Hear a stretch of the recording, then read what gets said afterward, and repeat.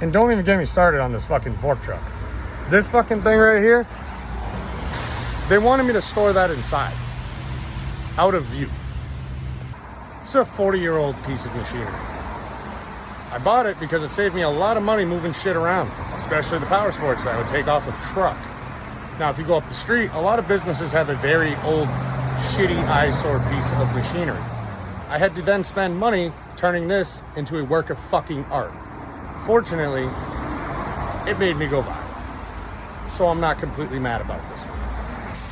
And yes, their exact verbiage was, it's an eyesore. I haven't even started with what they were saying about my building before the siding got put on, and the fact that I didn't even have a fucking functioning roof for 3 fucking years. And that's because I don't own the fucking building. Why would I fix somebody else's fucking building that I pay rent to? I know what you're gonna say. I could have moved out. I could have went anywhere else. No, it's fucking cheap here, and the economy sucks, and I'm a small business. And during COVID, the car market crashed. I'm originally a car dealer, so I branched out into these just so I could stay above water. And then they shut me down for it, saying I didn't have the right permit to sell bikes, which I did. I've lost thousands of dollars because of that. And then when that market crashed, I got stuck with a bunch of inventory.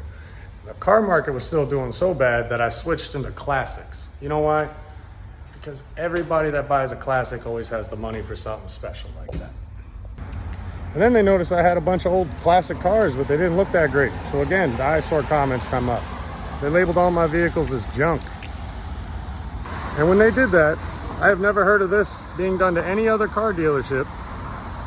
They told me I had 60 days to have revolving inventory and nothing is to stay here longer than 60 days. And then they keep asking me if all my vehicles run and drive because I'm not allowed to work on vehicles here. And then they see these and they wanted me to junk them almost immediately. So yeah, everything here runs and drives. So that kind of cleared me, but do you know what kind of hindrance that is on a business that is adapting and fighting a failing economy? And don't get me started on the fact that they want me to paint lines. They wanted me to make it look more appealing. If you look closely, there is no lines across the street. So like, share, comment, follow, do whatever you gotta do to stay updated because we have barely touched the surface. We're talking 2021 into 2022, and I'm gonna go all the way back to 2019 with the shit that I had to deal with just to become a business, let alone stay in business. We're just getting started. The economy is so bad that instead of selling these eyesores and junk boxes, we're gonna focus on selling the story.